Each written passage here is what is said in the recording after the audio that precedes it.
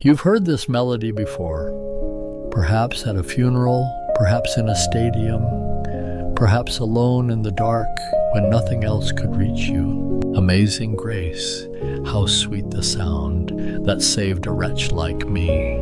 The whole world sings those words, but almost no one knows what the wretch actually did. He commanded ships where human beings were chained below deck and carried across the ocean as cargo, and on Sundays he read his Bible on the deck above them while they wept below. The man who would later write one of the most beloved hymns in history had once commanded a slave ship, and this is not the story of a man who changed overnight. This is the story of how long grace actually takes and how much it costs.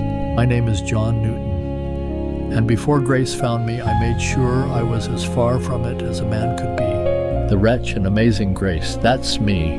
People hear that hymn and they feel something beautiful, but I need them to know I wrote it with blood on my hands.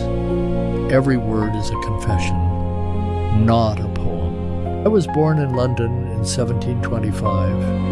My father was a merchant ship captain, gone more than he was home. My mother was the one who stayed. She taught me scripture before I could read properly. Every night she sat beside my bed with the Bible open and prayed over me. She said God had a purpose for my life. She died when I was 7. Tuberculosis.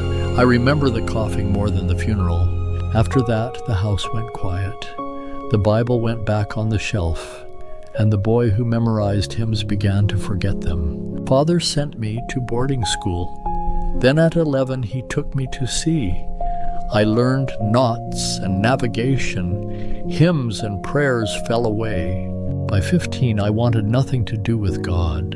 By 17 I could outswear any sailor on the ship. I was becoming someone my mother would not have recognized. At 18 the Royal Navy took me. I didn't volunteer. They dragged me off the street and put me on a warship. I tried to escape.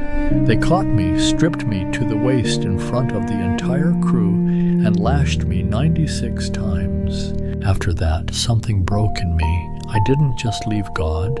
I made it my mission to mock anyone who still believed.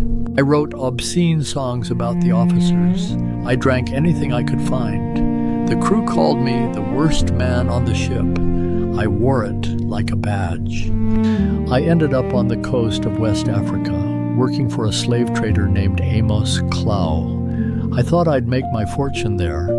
Instead, I became something closer to a slave myself. Clow's wife despised me. She starved me, mocked me, made me beg for scraps at her table.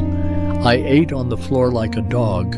The man who would later hold power over hundreds of enslaved people first learned what it felt like to be one. That knowledge should have stopped me. It didn't. A friend of my father arranged a rescue. A passing ship picked me up and brought me back to England.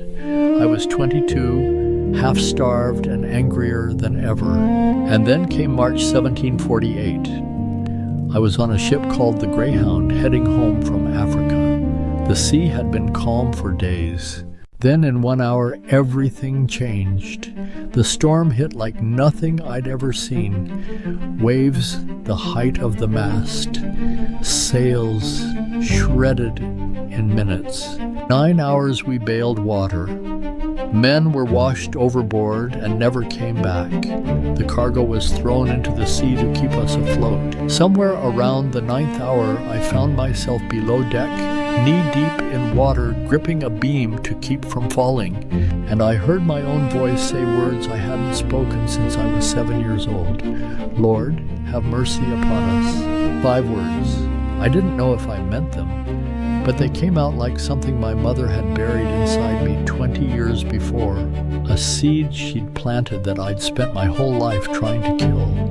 And in the worst moment of my life, it grew. The storm didn't stop immediately, but by morning the wind began to die. The ship held together, barely. We limped into an Irish port with half a crew and a hull full of water. I stepped onto solid ground and looked up at the sky. Something had shifted inside me. I didn't know what it was yet. I just knew the man who boarded that ship was not the same man standing on this dock. But here's the part no one tells you. The storm didn't make me quit. Within months I was back at sea, this time as first mate on a slave ship. The year after that, I became the captain. 23 years old, in command of a ship built to carry human beings in chains. I knew what was in the hold. I had seen the chains, the branding irons, the space where they would be packed so tightly they couldn't turn over. On the African coast, we anchored and waited. Local traders brought them in groups, men, women, children. We inspected them like livestock at a market. Under my command, they were branded before boarding. I later wrote about it, a hot iron to the chest so buyers would know whose property they were. I recorded the numbers in my ledger. The crossing took weeks. I later described how disease spread through the hold. Dysentery, fever, infections so foul the sailors refused to go below. In the hold I once saw a mother grip her child so tightly her knuckles went white. She knew what waited at the other end of the ocean. She couldn't stop it. She could only hold on. When we reached the Caribbean, survivors were oiled to look healthy and sold at auction. I watched families torn apart on a wooden platform. I wrote the profit in my log as though it were ordinary. I held prayer services for my crew on Sundays. On Mondays, I inspected the slaves in chains. I read my Bible at night while beneath me people wept through the floorboards. I told myself I treated them better than other captains. I let them come on deck for air. I let them sing, as if kindness and chains could share the same sentence. 3 voyages I made as captain. Each time I loaded human beings into coffin-sized spaces and sailed them